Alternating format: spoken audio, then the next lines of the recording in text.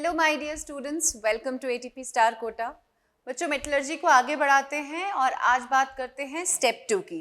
पिछली video I hope आपने देख ली होगी, उसमें हमने स्टेप 1 ऑफ मेटलर्जी को डिस्कस किया है, जिसमें crushing and grinding of ore की बात करी थी कि ओर को हमें क्या करना है, बहुत स्मॉल पीसेस करते करते पाउडर में अल्टीमेटली कन्वर्ट कर देना है उसका सरफेस एरिया बढ़ाने के लिए।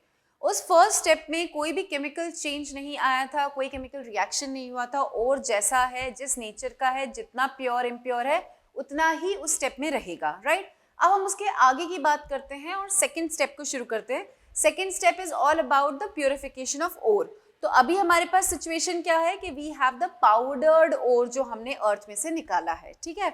अब सेकेंड स्टेप में क्या हो जाता है, it is called concentration of ore. Concentration of ore बोल सकते हैं या फिर हम बोल सकते हैं enrichment of ore, this is the other name, enrichment of ore, या फिर क्या बोल सकते हैं ड्रेसिंग ऑफ ओर। कभी कभी ऐसे लिख देते हैं क्वेश्चन में the ore is dressed, right, तो वहां पर समझ जाना कि किसकी बात कर रहे हैं, कंसंट्रेशन की बात कर रहे हैं। तो इसको हम एनरिचमेंट भी बोल सकते हैं या फिर हम ड्रेसिंग ऑफ ओर भी बोल सकते हैं। और इसमें हमें करना क्या है, इसमें बेसिकली जो ओर है उसमें से इम्प्योरिटी को अलग करना है, ओर को अलग करना है। So it is all about the purification of ore. इस स्टेप में क्या हो रहेगा, ओर का प्योरिफिकेशन। मतलब ओर में क्या प्रेजेंट है, ओर में इम्प्योरिटी प्रेजेंट है। ओर में प्रेजेंट जो इम्प्योरिटी है, चाहे वो जिस भी नेचर की है, कैसी भी है, उस इम्प्योरिटी को हमने एक टर्म दिया है, दैट इज कॉल्ड गैंग और मैट्रिक्स। तो इम्प्योरिटी जो प्रेजेंट होती है ओर में, उसके लिए टर्म क्या यूज हुआ है, गैंग और मैट्रिक्स, ठीक है। तो हमें ओर को और गैंग को क्या कर देना है, अलग अलग करना है, सेपरेशन करना है। अब बच्चों, आपने 9th में बहुत सारी सेपरेशन टेक्निक्स पढ़ी होंगी, जैसे evaporation, distillation, crystallization, chromatography, fractional distillation, ये सारी चीजें पढ़ी हैं। थोड़ा सा रिकॉल करके याद करो कि जब भी हम किसी सेपरेशन टेक्निक की बात करते थे, हम सबसे पहले क्या बोलते थे, उसका अंडरलाइन प्रिंसिपल क्या है। देखो, दो चीजों को सेपरेट करना जब हमें होता है, बेसिक कंसेप्ट को समझो, आपको ए और बी को सेपरेट करना है, तो बेसिक क्या करोगे, आप उन दोनों में एक ऐसी प्रॉपर्टी ढूंढोगे जो डिफरेंट है, ए में है लेकिन बी में नहीं है, या बी में है लेकिन ए में नहीं है, और उस प्रॉपर्टी को यूज करके आप उन दोनों को क्या कर लोगे, अलग अलग। फॉर एग्जाम्पल, सपोज आपको NH4Cl और NaCl को सेपरेट करना है। याद है ये एग्जाम्पल, बहुत कॉमन एग्जाम्पल है। अमोनियम क्लोराइड और सोडियम क्लोराइड को सेपरेट करना है, वाटर यूज करके नहीं कर सकते, दोनों वाटर में सोल्यूबल होते हैं, लेकिन हम यहाँ पर क्या यूज करते हैं, उनकी एक ऐसी प्रॉपर्टी यूज करते हैं जो एक में है लेकिन दूसरे में नहीं है, that is the property of sublimation. NH4Cl heat करके क्या हो जाएगा, सब्लाइम हो जाएगा, लेकिन NaCl सब्लाइम नहीं होता। तो हमने एक ऐसी प्रॉपर्टी ढूंढी जो एक में है दूसरे में नहीं है, और उसके बेसिस पर दोनों को सेपरेट कर दिया। यही प्रॉपर्टी उस सेपरेशन टेक्निक का क्या बन जाती है, अंडरलाइंग प्रिंसिपल। तो यहाँ पर भी हमें सेपरेशन ही तो करना है, और को सेपरेट करना है गैंग से। तो हम हर बार, मतलब बहुत अलग अलग मेथड्स हो सकते हैं ना, depending upon the nature of ore, depending upon the nature of impurity, we can have multiple methods. अब वो मेथड कौन सा होगा, वो कैसे डिसाइड होगा, वो उसका अंडरलाइंग प्रिंसिपल से डिसाइड होगा। तो ओर कैसा है, गैंग कैसा है, उनमें हमें क्या करना है, एक ऐसी प्रॉपर्टी ढूंढनी है जो डिफरेंट हो, और उसी डिफरेंस के बेसिस पर हम उन्हें क्या कर देंगे, अलग अलग, राइट। तो इसमें क्या आ जाएंगे, बहुत सारे मेथड्स आ जाएंगे, मेथड्स ऑफ कंसंट्रेशन या मेथड्स ऑफ एनरिचमेंट आ जाएंगे। और ये मेथड्स किस पर डिपेंड करेंगे, ये मेथड डिपेंड करेगा नेचर ऑफ ओर। ओर का नेचर कैसा है, भाई ऑक्साइड ओर है तो अलग प्रोसेस होगा, अगर सल्फाइड ओर है तो मेथड अलग होगा, अगर ओर में मैग्नेटिक प्रॉपर्टी है तो मेथड अलग होगा। इस तरीके से it will depend upon the nature of ore and it will also depend upon the nature of gangue. तो इन दोनों के, जिनको सेपरेट करना है, उन्हीं दोनों के नेचर पर बेस्ड होगा कि कौन सा मेथड वहां पर अप्लाई होगा, कौन सा नहीं। बेसिक 4 मेथड्स हम पढ़ते हैं कंसंट्रेशन के, तो एक एक करके उन मेथड्स को ले लेते हैं अपन, ठीक है। सबसे पहला मेथड आता है hydraulic washing. The very first method is hydraulic washing, और it is also called gravity separation. ये सारे नाम ध्यान रखने हैं आपको, ग्रेविटी सेपरेशन, और it is also called levitation, right? तो हाइड्रोलिक वॉशिंग या ग्रेविटी सेपरेशन या लेविगेशन। अब ये होता किसके लिए है, ये this is done for oxide ores and carbonate ores, points wise लिखते जाना। It is done for oxides and carbonates. जो ओर्स ऑक्साइड्स के फॉर्म में है, कार्बोनेट्स के फॉर्म में है, उनके लिए हम ये वाला मेथड अप्लाई करते हैं। और इसका जो प्रिंसिपल है, इंपॉर्टेंट मार्क करना सब जगह प्रिंसिपल जब भी मेथड में आएगा, इसका जो प्रिंसिपल है वो है difference in density, difference in the specific gravity. Density में डिफरेंस का मतलब है एक चीज हल्की है, एक चीज भारी है। ज्यादातर क्योंकि ऑक्साइड और कार्बोनेट ओर की बात कर रहे हैं, ये भारी होते हैं, और इनमें प्रेजेंट जो गैंग होता है वो कैसा होता है, हल्का होता है। तो यहाँ पर जो बेसिक प्रिंसिपल यूज होगा that will be the difference in density. तो प्रिंसिपल क्या आ जाता है, difference in densities of ore and gangue, right. और हमने क्या बता दिया कि ओर कैसा है, ऑक्साइड्स है और कार्बोनेट्स हैं। तो ओर कैसे होते हैं, ओर हैवी होते हैं, और गैंग कैसा है, ये लाइट है। ठीक, अब इस मेथड को समझो, इसमें होता क्या है, हाइड्रोलिक, जहां पर भी हाइड्रा, हाइड्रो, हाइड्रोलिक, हाइड्रेशन, ये चीजें आ जाती हैं, ये टर्म्स आ जाते हैं, मतलब वहां पर वाटर इन्वॉल्व है। तो it is very simple, it is in simple words called washing the ore with water. बहुत सिंपल वर्ड्स में अगर मैं आपको समझा दूं तो it is washing with water. आपको कुछ नहीं करना है, आपको ओर को पानी से वॉश करना है। जब आप ओर को पानी से वॉश करोगे, बहुत हाई स्पीड पर, हाई प्रेशर पर क्या आता है, ओर पर पानी डाला जाता है, इम्प्योर ओर पर, और ओर बिकॉज इट इज हैवी वो तो नीचे सेटल डाउन हो जाता है, और उस वाटर स्ट्रीम के साथ जो इम्प्योरिटी है, बिकॉज इट इज लाइट, वो उसके साथ वॉश अवे हो जाती है, right. It is very very simple. जैसे आपके पास एक डर्टी क्लॉथ है, कोई कपड़ा है जिस पर धूल मिट्टी लगी हुई, तो हम क्या करते हैं, उसको पानी में डालते हैं ना। तो कपड़ा तो भारी है, लेकिन उसकी धूल मिट्टी कैसी है, हल्की है, तो वो पानी में निकल जाती है, पानी के साथ बह जाती है, यही होता है ना।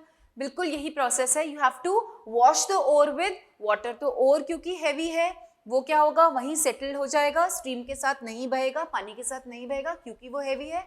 और इम्प्योरिटी कैसी है, लाइट है, तो वो उसके साथ बहकर निकल जाएगी। बच्चों एक चीज और ध्यान में रखना, कभी भी कोई भी सेपरेशन टेक्निक 100% सक्सेसफुल नहीं होती। कभी भी कोई भी सेपरेशन टेक्निक एक बार परफॉर्म करने से 100% आपको रिजल्ट वो नहीं दे सकती। तो जैसे आगे भी अपन मेथड्स पढ़ेंगे, उसमें भी ये चीज दिमाग में रखना कि प्रोसेस को रिपीट किया जाता है।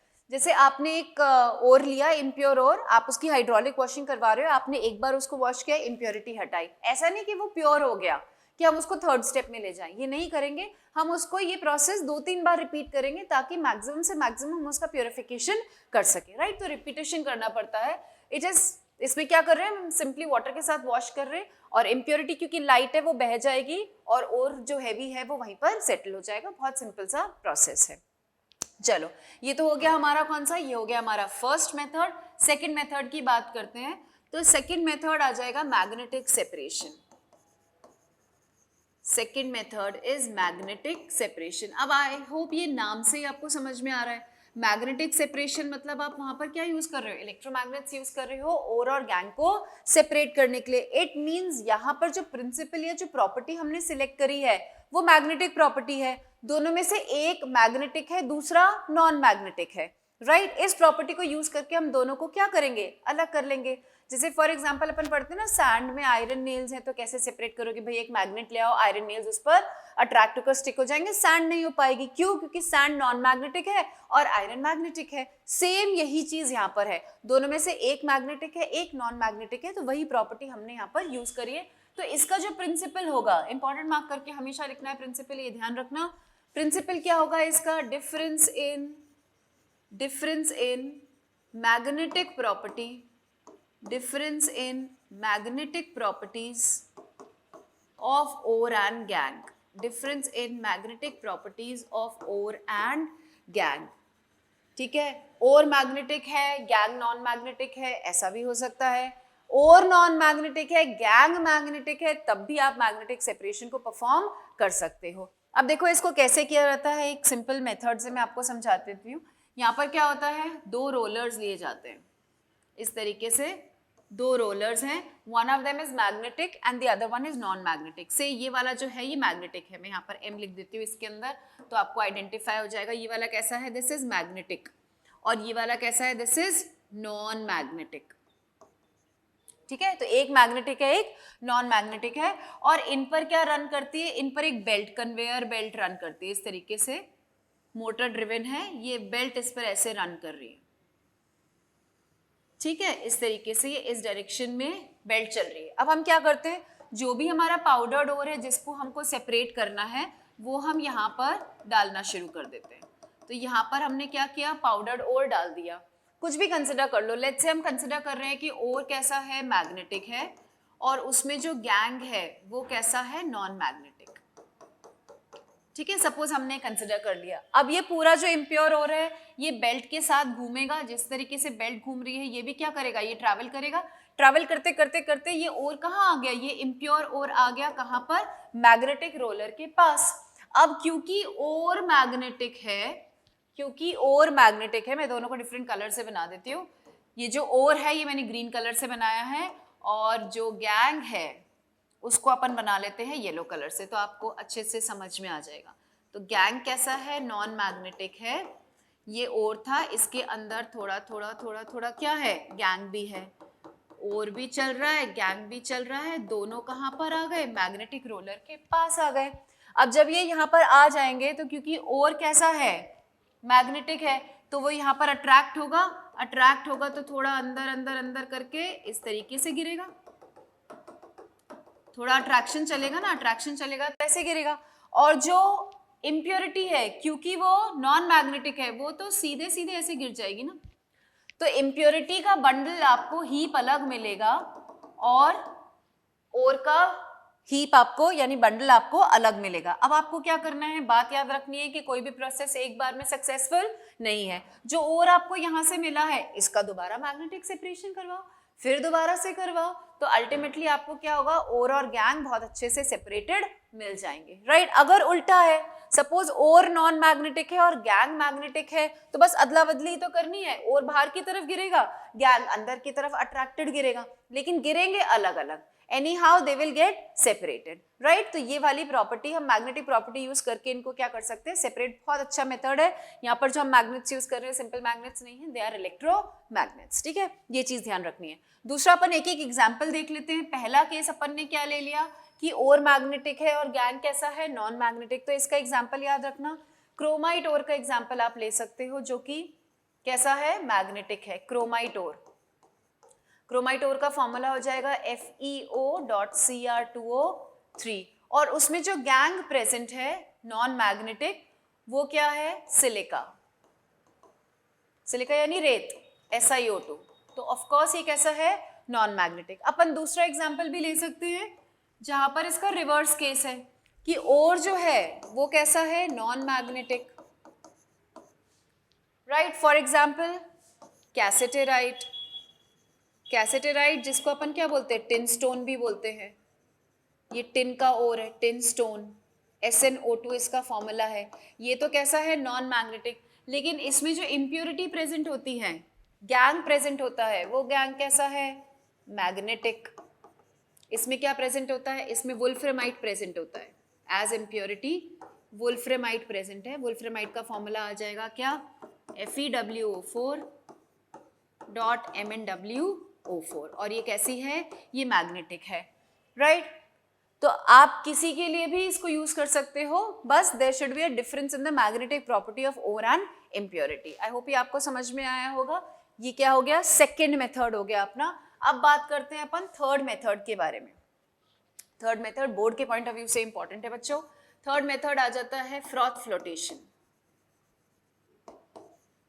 फ्रॉथ फ्लोटेशन, फ्रॉथ मतलब झाग, ठीक है। तीसरा मेथड क्या आ जाता है, फ्रॉथ फ्लोटेशन का मेथड आ जाता है। इसका तो बच्चों हर एक पॉइंट इंपॉर्टेंट है, एक एक पॉइंट इंपॉर्टेंट है, ठीक है। बोर्ड में बहुत बार पूछा गया है किसी भी तरीके से, लॉन्ग या शॉर्ट के फॉर्म में, तो इसको इंपॉर्टेंट मार्क कर लेना अपने नोट्स में। सबसे पहले किसके लिए होता है ये, तो it is done for sulphide ores, जो मेटल सल्फाइड्स होते हैं, सल्फाइड ओर्स के लिए ये परफॉर्म किया जाता है। सल्फाइड ओर्स के लिए क्यों किया जाता है, क्योंकि सल्फाइड ओर्स का नेचर कैसा होता है, दे आर हाइड्रोफोबिक।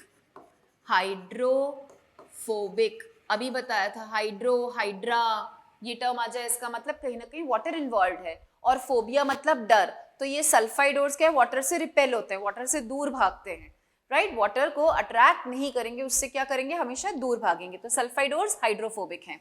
अच्छा, अब यहाँ पर अपन ने प्रिंसिपल क्या यूज किया है, प्रिंसिपल यूज किया है, देखो ये लैंग्वेज ना एज इट इज बोर्ड्स में लिखनी होती है आपको, आप इधर उधर वर्ड्स मत करना। अगर वो आपसे पूछता है कि फ्रॉथ फ्लोटेशन का प्रिंसिपल क्या है, तो ये लैंग्वेज एज इट इज लिखनी है, difference in the wetting properties of ore and gangue, right. तो इसका प्रिंसिपल क्या है, difference in the wetting properties, difference in the wetting properties of ore and gang, difference in the wetting properties of ore and gang। अब wetting property का मतलब क्या है, जब मैं आपको प्रोसेस समझाऊंगी तब आपको अपने आप समझ में आ जाएगा। तो देखो प्रोसेस क्या है इसमें आपको क्या करना है, एक फ्लोटेशन टैंक लेना है। इस तरीके से एक आपने टैंक ले लिया, राइट। उस फ्लोटेशन टैंक में क्या करना है, पानी भरना है। तो आपने इसमें वाटर ले लिया, राइट, और वाटर के साथ आपने क्या डाला, इसमें थोड़ा सा क्या डालना है, ऑयल डालना है, राइट। वैसे तो आप ऑयल, ये ऑयल आप समझ लो, ये जो ब्राउन ब्राउन मैंने इसमें डाला ये ऑयल है, ठीक है। वैसे तो ऑयल कोई भी ले सकते हैं, लेकिन यहाँ पर जो एफिशिएंट ऑयल्स हैं वो क्या है, यूकलिप्टस ऑयल, यूकलिप्टस एक ट्री होता है, या फिर आप ले सकते हो पाइन ऑयल, ठीक है, ये ज्यादातर लिए जाते हैं, कभी कभी मस्टर्ड ऑयल भी ले लेते हैं, बट ज्यादातर क्या ले रहे हैं, यूकलिप्टस ऑयल या फिर पाइन ऑयल ले रहे हैं। This gives maximum efficiency in case of froth flotation. तो हमने क्या किया है, एक फ्लोटेशन सेल लिया है, ये हो गया आपका फ्लोटेशन सेल, फ्लोटेशन टैंक बोल सकते हो आप, फ्लोटेशन सेल बोल सकते हो। उसमें हमने क्या किया है, उसमें हमने पानी लिया है, ये हो गया वाटर, और वाटर में हमने क्या डाला है, ऑयल डाला है, ठीक है। ये जो ऑयल है, this acts as the frothing agent, ये झाग बनवाएगा, तो इसको बोलते फ्रॉदर बोल सकते हो, या फ्रॉदिंग एजेंट इसको बोल सकते हो, ठीक है। और इसमें क्या करना है, एक ऐसा सेटअप लगाना है जिससे कि क्या हो, कंप्रेस्ड एयर पास हो, एक एयर पंप जैसा कुछ लगा देना है इसमें। तो इस तरीके से हमने इसमें एक एयर पंप लगा दिया, इसमें होल्स हैं, इन होल्स के थ्रू क्या होगी, कंप्रेस्ड एयर बाहर निकलेगी, अंडर प्रेशर एयर क्या होगी, बाहर निकलेगी। तो ये क्या हो गया, अपना एयर पंप हो गया, राइट। एयर पंप का फंक्शन क्या हो जाएगा कि वो इस पूरे मिक्सचर में कंप्रेस्ड एयर अंडर प्रेशर, बहुत प्रेशर से एयर बाहर निकलेगी। अब क्या करना है, सेटअप पूरा तब कंप्लीट होगा ना जब इसमें अपन ओर डाल देंगे। तो अपन ने इसमें क्या डाल दिया, सल्फाइड ओर, जो कि कैसा है, इम्प्योर। तो सल्फाइड ओर अपन ने इसमें डाल दिया, इसमें क्या है, इम्प्योरिटी है, राइट। अब ध्यान से समझना, सपोज मैं ओर का पार्टिकल इस ऑरेंज कलर से बना दूं, बड़ा बना देती हूँ चलो तुम्हें दिखाने के लिए, ये ओर है, ठीक है, ये तो हो गया अपना ओर, और इसमें इम्प्योरिटी प्रेजेंट है, ये इम्प्योरिटी हो गई, समझ लो गैंग, ये हो गया ओर और ये हो गया गैंग।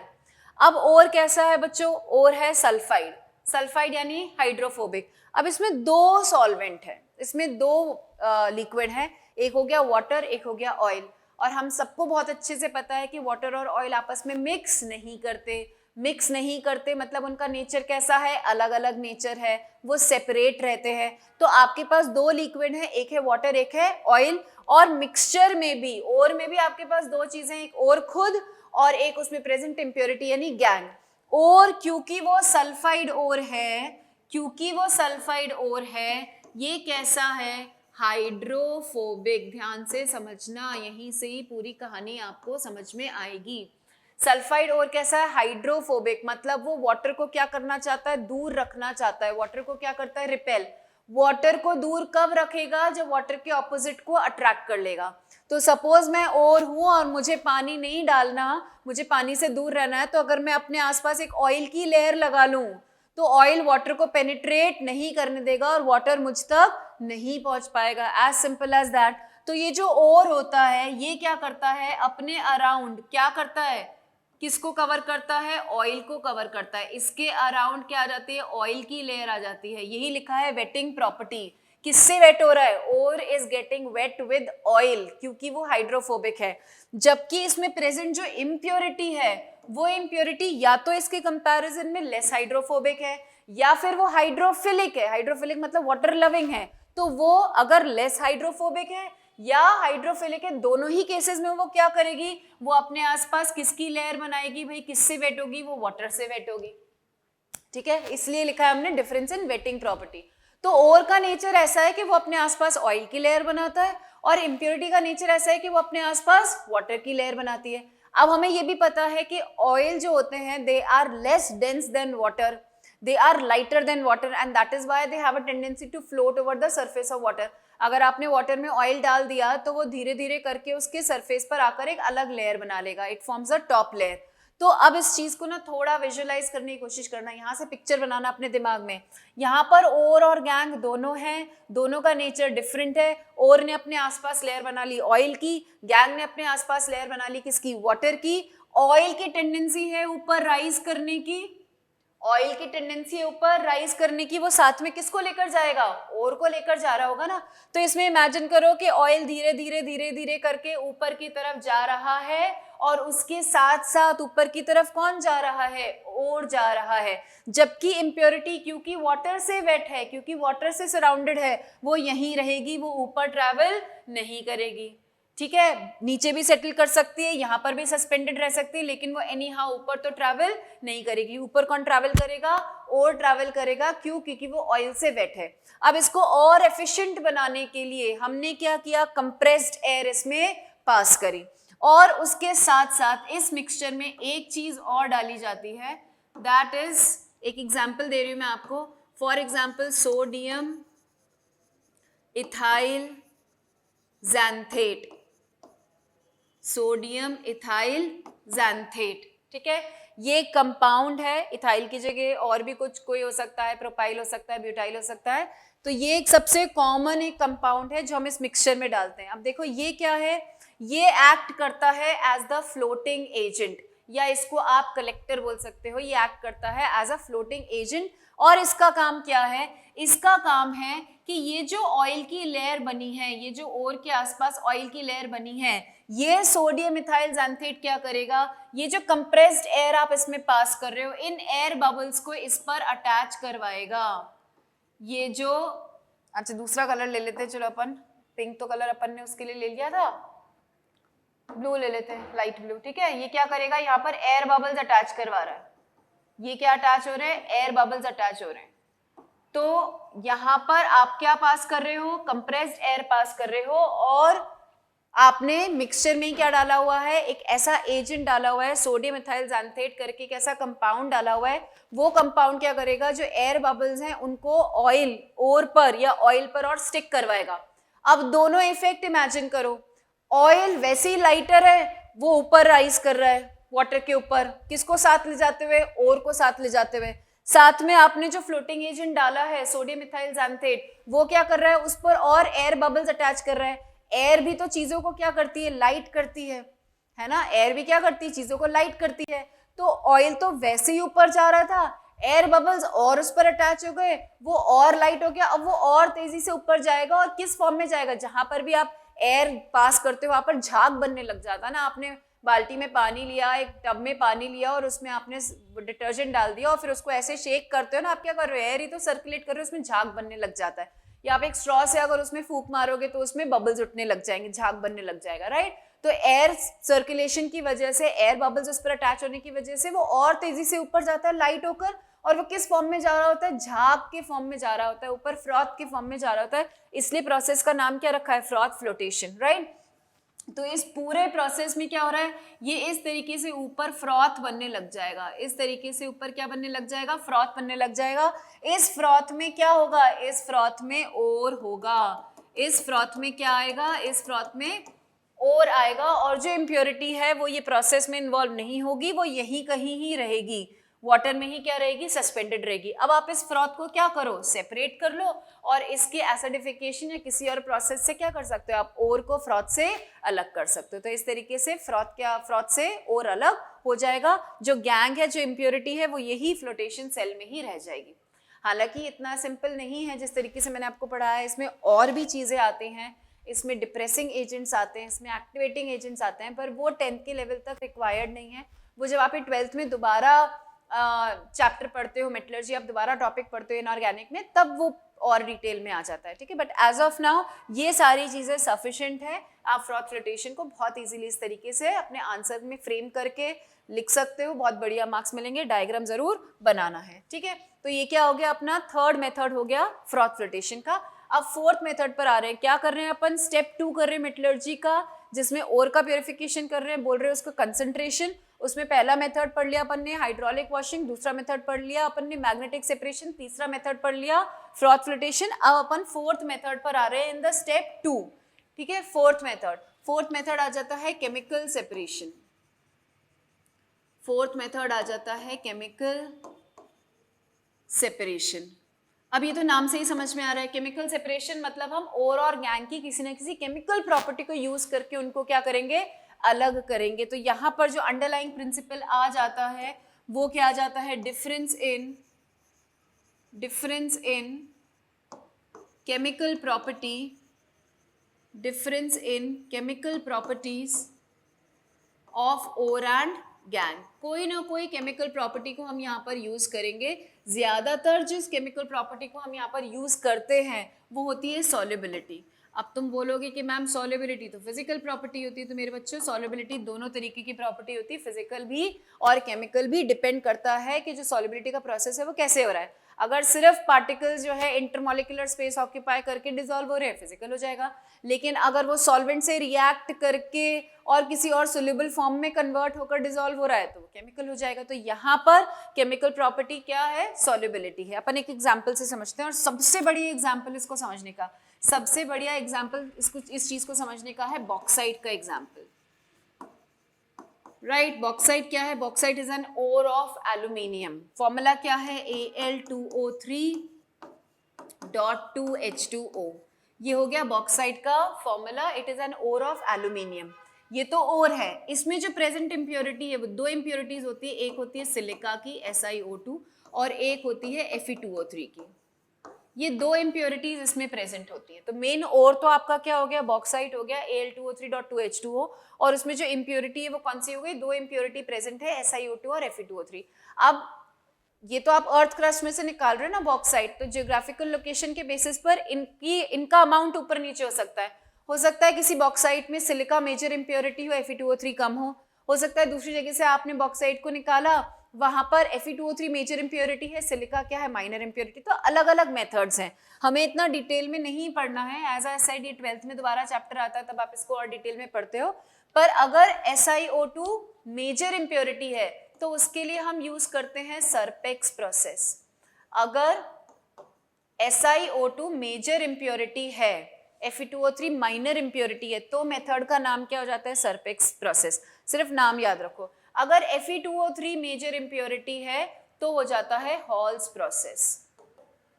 अगर Fe2O3 मेजर इम्प्योरिटी है तो हो जाता है हॉल्स प्रोसेस। और अगर दोनों लगभग बराबर है या Fe2O3 मेजर है, उस केस में भी, क्योंकि ज्यादातर यही होता है, उस केस में हम एक मेथड यूज करते हैं कॉल्ड बेयर्स मेथड। यानी बेयर्स मेथड से या बेयर्स प्रोसेस से आप दोनों को रिमूव कर सकते हो, इसको भी रिमूव कर सकते हो और इसको भी रिमूव कर सकते हो। तो ज्यादातर जो हम पढ़ते हैं, जो सिलेबस में आता है, वो कौन सा मेथड है, बेयर्स प्रोसेस। सरपेक्स प्रोसेस एक स्पेसिफिक प्रोसेस हो गया फॉर SiO2, ठीक है। हॉल्स प्रोसेस एक स्पेसिफिक प्रोसेस हो गया for Fe2O3 and bears process is a common process जिसमें हम दोनों इम्प्योरिटी को क्या कर देते हैं, अलग कर देते हैं। तो वही अपन को यहाँ पर पढ़ना है। तो एक बार देखते हैं कि बेयर्स प्रोसेस क्या होता है। ऑब्वियसली क्योंकि हम केमिकल प्रॉपर्टी की बात कर रहे हैं तो बच्चों केमिकल रिएक्शन तो आएंगे ही। तो बेयर्स प्रोसेस स्टार्ट किससे कर रहे हैं, अपने पास क्या है, Al2O3 है, मेन तो ये है ना, और तो ये है। इसके अंदर क्या प्रेजेंट है, इसके अंदर दो चीजें प्रेजेंट है, एक प्रेजेंट है SiO2 और एक प्रेजेंट है Fe2O3। और हमारा ऑब्जेक्टिव है इन दोनों को इसमें से अलग करना। ये क्या है, गैंग। अब आप क्या करोगे, इसको आप डिसॉल्व कर दोगे कंसंट्रेटेड NaOH में। NaOH का आपने एक्वा सोल्यूशन बनाया और उसमें आप ये जो बॉक्साइट है इम्प्योर, जो Al2O3.2H2O है, इसको आप क्या करोगे, उसमें डाल दोगे। अब देखो एल्यूमिनियम की एक प्रॉपर्टी अपन ने पढ़ी हुई है कि इट इज एम्फोटेरिक। याद है मैंने ऑक्साइड्स का नेचर आपको पढ़ाया था और उसमें एल्यूमिनियम किस कैटेगरी में आया था, एम्फोटेरिक। मतलब ये एसिड की तरह भी बिहेव कर सकता है और बेस की तरह भी बिहेव कर सकता है। सामने कौन है उस पर डिपेंड करता है, तो सामने कौन है भाई, सामने NaOH यानी बेस। ये बेस है तो यहाँ पर ये कैसे बिहेव कर सकता है, एसिड की तरह, और ये एसिड बेस का रिएक्शन करके सॉल्ट एंड वाटर बना लेगा, राइट। तो जब Al2O3.2H2O का रिएक्शन NaOH के साथ होगा तो ये तो बेस है, ये अपनी एसिडिक प्रॉपर्टी शो करेगा और यहाँ पर बन जाएगा NaAlO2 और साथ में क्या बन जाएगा, वाटर बन जाएगा। NaAlO2 is sodium Meta aluminate, sodium Meta aluminate and it is soluble in water. तो यहाँ पर आपको इसका क्या मिल जाएगा, यहाँ पर आपको इसका एक्वस सॉल्यूशन मिल जाएगा। तो ये तो काम हो गया ओर का। अब इसमें प्रेजेंट इम्प्योरिटी भी तो इसमें जा रही है ना, NaOH में जा रही है। तो देखो क्या होगा, जो Fe2O3 है, जो Fe2O3 है वो कैसी है, Fe2O3 is basic, Fe2O3 is a basic oxide. सामने कौन है, सामने भी एक बेस है, तो ये खुद बेसिक है, ये भी बेसिक है, इन दोनों का आपस में कोई भी रिएक्शन नहीं होगा and it is insoluble in water, ये वाटर में भी डिसॉल्व नहीं होगी। तो थोड़ा सा पिक्चर बनाओ दिमाग में, ये इसके साथ भी रिएक्ट नहीं कर रही है, ये वाटर में भी डिसॉल्व नहीं हो रही है, तो ये यहाँ पर प्रोडक्ट साइड में एज Fe2O3 ही मिलेगा ना, इनसोल्यूबल फॉर्म में, सॉल्यूशन के फॉर्म में तो नहीं मिलेगा। ये तो आपको पूरा क्या मिला है, एक्वस सॉल्यूशन मिला है। उस एक्वस सॉल्यूशन में Fe2O3 कैसे मिलेगा, सॉलिड फॉर्म में मिलेगा ना। तो आप इसको क्या कर सकते हो, फिल्टर करके बाहर निकाल सकते हो, it can be filtered out. एक इम्प्योरिटी का काम तो खत्म हो जाएगा। SiO2 की बात करते हो तो देखो SiO2 नॉन मेटल ऑक्साइड है और ये कैसा है, सिलिसिक एसिड बनाता है ना, this is acidic in nature. इसका नेचर कैसा है, एसिडिक।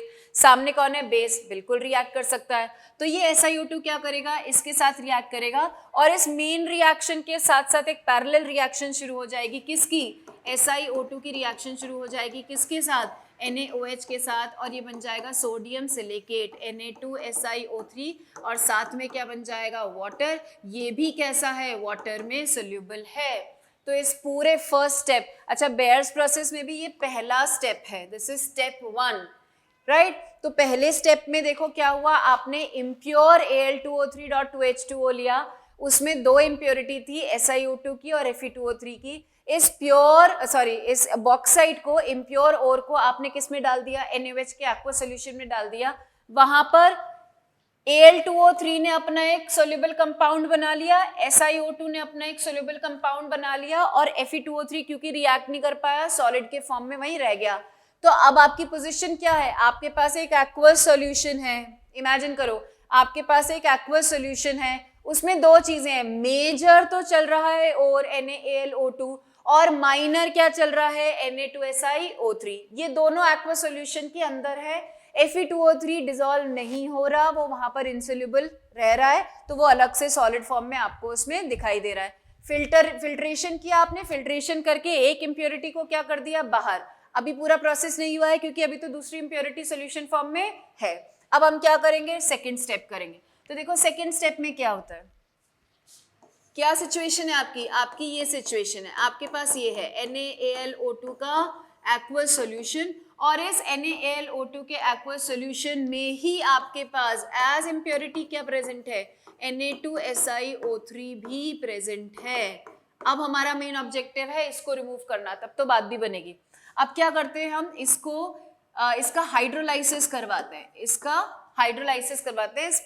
हाइड्रोलाइसिस मतलब वाटर की प्रेजेंस में ब्रेक कर देना। अगर वाटर किसी चीज को ब्रेक कर दे, लाइसिस मतलब ब्रेकिंग, तो वाटर के थ्रू अगर आप कुछ ब्रेक कर रहे हो तो वो क्या हो जाता है, हाइड्रोलाइसिस। तो अब हम क्या करते हैं, इसको बहुत हाई स्पीड पर, इसको आप ये मान सकते हो कि बहुत हाई स्पीड पर इसको रोटेट किया जाता है, चर्न किया जाता है, इसको हिलाया जाता है फॉर नियरली 72 आवर्स। एंड इसको करने के लिए इससे पहले इसमें थोड़ा सा क्या डाल देते हैं, AlOH होल थ्राइस डाल देते हैं, ठीक है। थोड़ा सा क्या डाल देते हैं, AlOH होल थ्राइस। यहाँ पर AlOH होल थ्राइस जो है that acts as a seeding agent. AlOH whole thrice is acting as a seeding agent. ठीक है, तो आपके पास aqueous solution है जिसमें NaAlO2 है और Na2SiO3 है, ये आपके पास aqueous solution है. आपने इसको क्या किया, मशीन में डालकर आप इसको ऐसे हिला रहे हो और उसमें थोड़ा सा क्या डाल दिया है, seeding agent AlOH whole thrice. Seeding agent, seed यानी बीज. आप जो बीज बोते हो वही तो पेड़ उगता है, रिजल्ट तो वही होता है ना, राइट? तो अगर आपने आम का बीज बोया है तो पेड़ क्या होगा, आम का ही उगेगा ना, रिजल्ट वही आएगा जिसका बीज है. बीज क्या है, सीडिंग एजेंट क्या है, AlOH whole thrice. तो होता क्या है बच्चों, यहाँ पर ये ब्रेक, हाइड्रोलाइसिस करवाने हैं ना, ये ब्रेक होने लग जाता है, NaAlO2 ब्रेक होने लगेगा, हाइड्रोलाइसिस होगा in the presence of water. और बनेगा क्या, जो सीड डाला है वो बनेगा ना, यहाँ पर क्या बनने लग जाएगा, AlOH whole थ्राइस बनने लग जाएगा. साथ में क्या निकलेगा, एक्वस सॉल्यूशन ऑफ NaOH. तो आप ये ब्रेक कर रहे हो, ब्रेकिंग, हाइड्रोलाइसिस. इस प्रोसेस में क्या कर रहे हो, स्टेप में क्या कर रहे हो, हाइड्रोलाइसिस कर रहे हो, ब्रेक कर रहे हो. किसको ब्रेक कर रहे हो, इसको ब्रेक कर रहे हो. किसकी प्रेजेंस में ब्रेक कर रहे हो, वाटर की प्रेजेंस में ब्रेक कर रहे हो.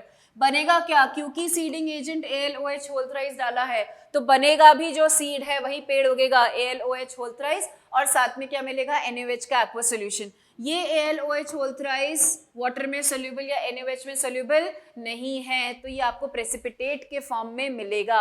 अब क्योंकि seeding agent AlOH whole thrice है, तुमने बीज किसका बोया है, आम का बोया है, तो अनार का पेड़ तो नहीं उग सकता ना. तो यहाँ पर सीडिंग एजेंट क्या है, एल्यूमिनियम का है ना, AlOH whole thrice. तो इसका क्या होगा, इसका कुछ भी नहीं होगा क्योंकि सीड क्या है, AlOH whole thrice. तो इसका हाइड्रोलाइसिस यहाँ पर पॉसिबल नहीं हो पाएगा. और ये कहाँ जाएगा, ये यहाँ पर सॉल्यूशन के फॉर्म में चला जाएगा. ठीक है, तो क्योंकि आप हाइड्रोलाइसिस करवा रहे हो with the seeding agent of aluminium hydroxide, तो यहाँ से एल्यूमिनियम हाइड्रोक्साइड निकला जो कि इनसोल्यूबल है वाटर में, और इसका Na2SiO3 जो अपनी इम्प्योरिटी थी वो, उसका कुछ नहीं होगा, उसका हाइड्रोलाइसिस नहीं होगा, वो वैसे ही वाटर में डिसॉल्व हो सकता था, तो वो इस पूरे NaOH के एक्वस सॉल्यूशन में आ जाएगा. अब देखो फिर से, एक एक्वस सॉल्यूशन, एक सॉलिड. आप क्या करोगे इस प्रोसेस के बाद, इस स्टेप के बाद फिल्टर कर लोगे सॉल्यूशन को, फिल्ट्रेशन कर लोगे. जब आप फिल्ट्रेशन कर लोगे तो ये वाली चीज सेपरेट हो गई, इसमें इम्प्योरिटी निकल गई, देखो सिलिका निकल गया ना. आपके पास सॉलिड फॉर्म में नहीं, प्रेसिपिटेट फॉर्म में क्या आ जाएगा, AlOH whole thrice. Process complete नहीं हुआ है क्योंकि और तो अपना क्या था, Al2O3, AlOH whole thrice तो नहीं था. अब आ जाएगा इसका थर्ड स्टेप. ठीक है, थर्ड स्टेप में क्या करोगे, जो आपके पास AlOH whole thrice आया है इसको क्या करना है, हीट करना है. जब आप इसको हीट करोगे तो it will convert into Al2O3 giving out water. यहां पर आपको इस स्टेप के बाद फाइनल प्रोडक्ट क्या मिल जाएगा, Al2O3. यहीं से तो शुरुआत करी थी बच्चों, यहीं से ही शुरुआत करी थी ना, यही तो मेन ओर है एल्यूमिनियम का, Al2O3. यहां से शुरुआत करी Al2O3 से और एंड भी किस पर किया, Al2O3 से किया. लेकिन डिफरेंस क्या है, जो पहले वाला Al2O3 है ये कैसा है, इम्प्योर. ये कैसा है, इम्प्योर. और जो बाद में Al2O3 मिला है ये कैसा है, pure. And pure Al2O3 is called, very very important, pure Al2O3 is called what, alumina. तो बेयर्स प्रोसेस में 3 स्टेप्स करके आप बॉक्साइट में से क्या करो, आप इसको बॉक्साइट नहीं बोलना, जो आंसर लिखोगे ना बोर्ड में बॉक्साइट नहीं लिखना, ठीक है. Pure aluminium oxide is called what, alumina. आगे का जो भी प्रोसेस होगा ना, एल्यूमिनियम का एक्सट्रैक्शन जो होगा वो एल्यूमिना से होगा, बॉक्साइट से नहीं होगा. तो आपने क्या किया है, आपने बॉक्साइट लिया है और उसमें से Fe2O3 को पहले अलग किया और फिर SiO2 को सेकेंड स्टेप में अलग किया. लास्ट में आपको क्या मिल गया, प्योर एल्यूमिनियम ऑक्साइड मिल गया which is called alumina. Right, I hope आपको ये मेथड समझ में आया होगा. हो सकता है बहुत सारे बच्चे ये सारी बातें पहली बार सुन रहे हो, तो आप 1-2 बार वीडियो रिपीट करके देखना, आपको डेफिनेटली समझ में आएगा. अगर समझ में नहीं आता है तो कमेंट सेक्शन बच्चे हमारे पास हमेशा है, आप उसमें अपना डाउट डाल सकते हैं. आपके डाउट्स, आपके कमेंट्स में पढ़ती हूँ और नेक्स्ट वीडियो में मैं आपको उसके सोल्यूशन डेफिनेटली दे दूंगी. तो जो भी डाउट्स आपको आए, क्योंकि ये काफ़ी सारी चीज़ें नई चीज़ें हैं, जो भी आपके डाउट्स आए वो कमेंट सेक्शन में ज़रूर डालना. अगली वीडियो में बात करेंगे अपन थर्ड स्टेप की, मेटलर्जी की थर्ड स्टेप. पहली स्टेप थी crushing and grinding of ore, दूसरी स्टेप में हमने ओर को प्योरीफाई कर लिया, किसी मेथड से करो। अब अपनी कंडीशन क्या है, अपने पास प्योर ओर है, अब उसमें से मेटल को क्या करेंगे, एक्सट्रैक्ट। तो तीसरा स्टेप क्या हो जाएगा, extraction of metal from concentrated ore. ये इसके लिए अपन मिलेंगे नेक्स्ट वीडियो में। जो भी डाउट्स आए, कोई भी फीडबैक है, कुछ भी आप अपने मन की बात बोलना चाहते हैं तो कमेंट सेक्शन में जरूर डालिए। हम नेक्स्ट वीडियो में मिलेंगे, थर्ड स्टेप को डिस्कस करेंगे। Till then take care, thank you.